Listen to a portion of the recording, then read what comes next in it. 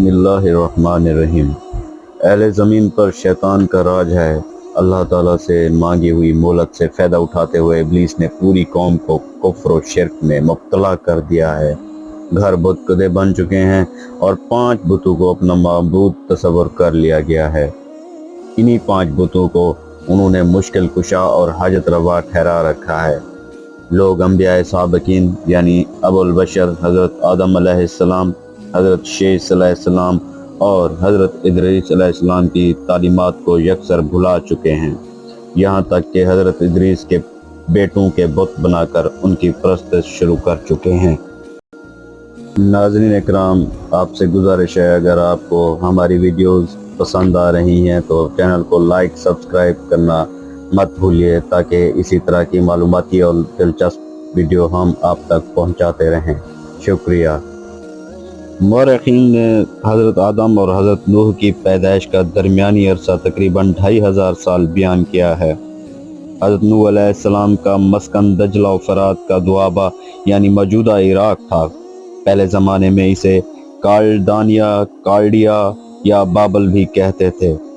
हदीस शरीफ में है कि हज़रत नूह पहले रसूल हैं। नबी और रसूल में फ़र्क ये है कि नबी पर सिर्फ वही नाजिल होती है, जबकि रसूल वही के साथ साथ साहिब शरीयत भी होता है। हज़रत नूह से पहले हज़रत इदरीस अलैहिस्सलाम इस दुनिया में तशरीफ़ लाए थे। उनके 5 बेटे थे। उनकी आदात व खसाइल और नेक तबीयत की वजह से खल्क़ खुदा को उनसे कल्बी लगाव और उन्स था।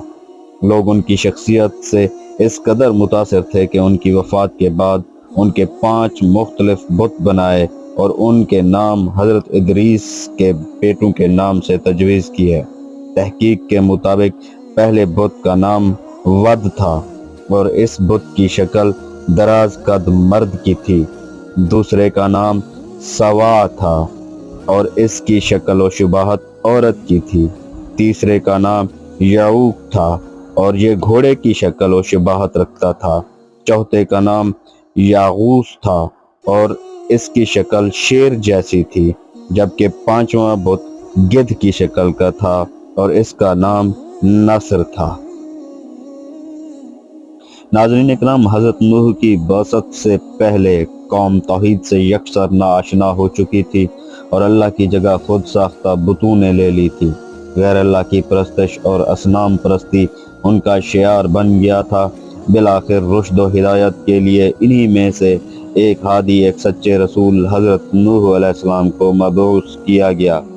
हज़रत नूह ने इन बुतों की तकज़ीब की और अपनी कौम को राह हक की तरफ पुकारा और सच्चे मज़हब की दावत दी, लेकिन कौम नामानी और नफ़रत व हकारत के साथ इनकार किया। कौम के उमरा और रोसा ने उनकी तकज़ीब व तहकीर का कोई पहलू नहीं छोड़ा।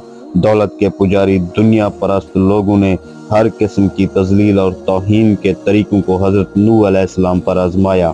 वो कहते थे कि नूह को ना तो हम पर दौलत और सरवत में बरतरी हासिल है और ना वो इंसानियत के रुतबे से बुलंद कोई फरिश्ता है, फिर ये हमारा पेशवा कैसे हो सकता है और हम उसके अहकाम की तामील क्यों करें। वो जब गरीब और कमज़ोर लोगों को हज़रत नूह का पैरोकार देखते तो हकारत से कहते, हम इनकी तरह नहीं हैं कि तेरे ताबे फरमान हो जाएं और तुझको अपना मुक्तदा मान लें। वो समझते थे कि ये लोग कमज़ोर और पस्त हैं, अंधे मुकल्लिद हैं और ना इनकी कोई राय है और ना ये समझ बूझ रखते हैं। अगर वो हज़रत नूह की बात की तरफ कभी तवज्जो भी देते तो उनसे इसरार करते कि पहले इन पस्त और गरीब लोगों को अपनी जमात से निकाल दें, हमें इनसे घिन आती है, हम इनके साथ एक जगह नहीं बैठ सकते। हज़रत नूह अलैहिस्सलाम ने उनकी मगरूराना बातें पसंद नहीं की और उनसे कहा, अगर मैं तुम्हारी ये ख्वाहिश पूरी करने का सिर्फ इरादा भी कर लूँ तो मेरे अल्लाह के अजाब से बचने की कोई जाए पनाह नहीं है। अल्लाह के यहाँ अखलास की कदर है। सब अल्लाह के बंदे हैं। अल्लाह गरूर और तकब्बुर को नापसंद करता है।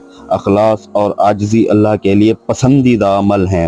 हज़रत नूह अलैहिस्सलाम को जब मालूम हो गया कि उनकी तबलीग में कोई कोताही नहीं है बल्कि खुद ना मानने वालों का इस्तेदाद का कसूर है, اور ان کی اپنی سرکشی کا نتیجہ ہے، تب قوم کے اعمال کے سبب اللہ کی بارگاہ میں عرض کیا، اے پروردگار، تو کافروں میں سے کسی کو بھی زمین پر باقی نہ چھوڑ۔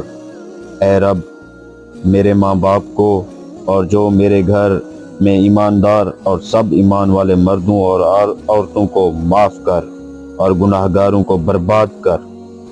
اللہ تعالیٰ نے حضرت نوح کی دعا قبول کی اور حضرت نوح کو ہدایت فرمائی کہ وہ ایک کشتی تیار کریں تاکہ اسباب ظاہری کے اعتبار سے وہ اور مومنین اس عذاب سے محفوظ رہیں جو اللہ کے نافرمانوں پر نازل ہونے والا ہے۔ حضرت نوح نے درختوں کی لکڑی سے کشتی بنانا شروع کر دی۔ کشتی کئی منزلہ تیار کی گئی۔ یہ کافی لمبی چوڑی کشتی تھی۔ کفار نے نوح علیہ السلام کو کشتی کی تیاری میں مصروف دیکھ کر تمسخر اڑانا شروع کر دیا۔ جب کبھی ان کا ادھر سے گزر ہوتا تو وہ آوازیں کستے، غرور و تکبر سے گستاخی کے مرتکب ہوتے۔ آخر سفینہ نوح تیار ہو گیا۔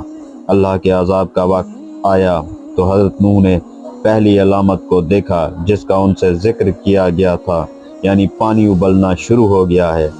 تب حضرت نوح کو حکم ہوا کہ اپنے ماننے والوں کے ہمراہ کشتی میں سوار ہو جائیں اور ہر جاندار کا ایک جوڑا بھی سوار کر لیں۔ کشتی میں 80 اشخاص تھے اور ہر ایک کا کنبہ اس کے ساتھ تھا، اور یہ لوگ کشتی میں تقریباً 150 دن رہے، اور اللہ تعالیٰ نے کشتی کا رخ مکہ مکرمہ کی طرف پھیر دیا۔ کشتی 40 دن بیت اللہ کے گرد چکر لگاتی رہی۔ اس کے بعد اس کا رخ جبل جودی کی طرف پھیر دیا گیا جہاں وہ ٹھہر گئی۔ پھر حضرت نوح علیہ السلام نے اہل زمین کی خبر لینے کے لیے ایک کوے کو بھیجا۔ کوے نے زمین پر مردار دیکھے تو ان پر جھپٹ پڑا اور تاخیر کی، جس کی وجہ سے کبوتر کو بھیجا، اور کبوتر ایک زیتون کے پتے کو لے کر آیا اور اس کے پاؤں کیچڑ میں لتڑے ہوئے تھے، جن کو دیکھ کر حضرت نوح علیہ السلام نے اندازہ لگایا کہ زمین خشک ہو چکی ہے۔ حضرت نوح علیہ السلام جودی پہاڑی سے زمین پر اتر آئے اور ایک بستی تعمیر کی جس کا نام سمانین رکھا، یعنی 80 آدمیوں کی بستی۔ اس دوران ایک مرتبہ صبح کو اٹھے تو ہر آدمی کی زبان بدل چکی تھی، یعنی 80 زبانیں ہو چکی تھیں۔ لوگ ایک دوسرے کی زبانیں نہیں سمجھ پا رہے تھے۔ حضرت نوح نے ہر ایک کی ترجمانی کی۔ حضرت قتادہ رحمۃ اللہ علیہ وغیرہ فرماتے ہیں کہ قوم نوح کے یہ افراد محرم الحرام کی 10ویں تاریخ کو کشتی سے باہر آئے تھے۔ ناظرین کرام، اللہ پاک نے ہم سے پہلے قوموں پر ان کی طرف پیغمبر بھیجے۔ ان قوموں نے ان کی نافرمانی کی اور عذاب الہی کے حقدار ٹھہرے، اور ان واقعات کو رہتی دنیا تک امر کر دیا گیا تاکہ آنے والی نسلیں ان سے عبرت اور سبق حاصل کر سکیں۔ اللہ پاک سے دعا گو ہیں ہم سب کو خیر اور کامیابی والے رستے پر چلائے۔ آمین ثم آمین۔